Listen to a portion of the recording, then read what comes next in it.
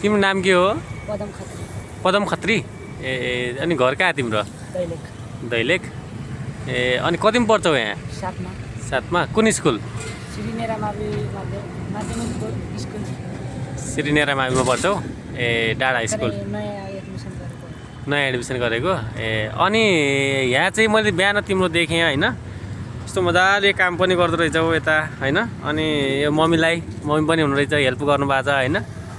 अनि कस्तो लाग्छ यो सरसहयोग गर्दा? राम्रो लाग्छ। सधैँ हो यस्तो गर्ने हो? अनि बिहानतिर चाहिँ मजाले हेल्प गरेर अनि स्कुल कति बजी जाने अहिले? अब स्कुल जाने। ए अनि यहाँ चाहिँ घर छ कि भाडामा बस्नुहुन्छ? एकदम। अनि अहिलेका जुन अल्लारे युवाहरू हुन्छन् नि तपाईँको उमेरको जस्तै, अनि उनीहरू चाहिँ खासै यो हेल्प गर्न चाहिँ कुनै पनि सोच्दैनन् कि घरमा पनि, त्यस्तोलाई चाहिँ के भन्नुहुन्छ त? सहयोग गर्नु होला, आफ्नो मम्मीहरूलाई राम्रो लाग्छ हो, सहयोग पनि हुन्छ एकदम। ल तपाईँ राम्रोसँग पढ्नु होला, मेहनती हुनुहुरहेछ है, धेरै धेरै धन्यवाद। अनि अनि हजुर चाहिँ आमा हुनुहुन्छ? आमा। ए अनि हजुर दैलेख हुनुभयो है घर? ए अनि कति भयो हजुरले यो व्यवसाय यस्तो गर्न लागेको? मेरो त धेरै भइसक्यो, लगभग 15-16 वर्ष नै भयो। 15-16 वर्ष। यहाँ चाहिँ भर्खरै नयाँ 1 महिना हुन लाग्यो। 1 महिना भयो। ए अनि योबाट चाहिँ आएको जुन पैसाले पढाउनुहुन्छ छोरालाई? कापी डटिङ नानी सबैलाई यस्तै घरको तरकारी खाने सबै चिज अब यस्तैबाट है, एकदम। अनि श्रीमान कहाँ हुनुहुन्छ नि हजुरको? श्रीमानको त पुरै नभन्नु, यसको बाबाले अर्को बिहा गरेर उतै कोलकातातिर बस्नुहुन्छ। ओहो यस्तो है।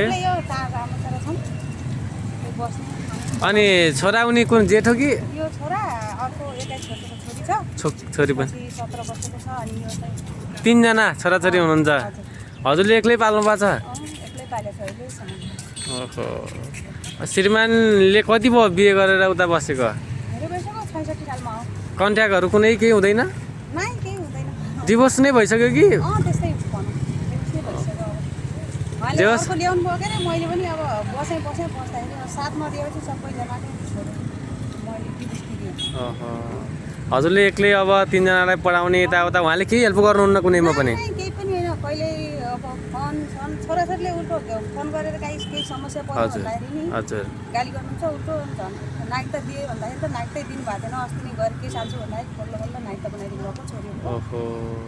श्रीमानको नाम के भन्नुभयो? भन्नु बुवाको?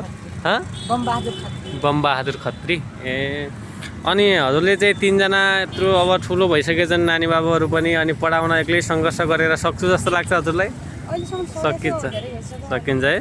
धेरै मेहनती हुनुहुरहेछ, हजुरलाई धेरै धेरै शुभकामना। राम्रोसँग हजुर जस्तै मान्छेहरू धेरै हुन्छन्, अनि के गर्ने कस्तो गर्ने भन्ने हुन्छ। हजुर एकदम ह्याप्पी देखिनुहुन्छ, फेरि खुसी पनि। म त बाहिर यस्तै भित्र जति पीडा भए पनि होइन, कसलाई देखाएर आफ्नो पीडा आफूसँग हुन्छ।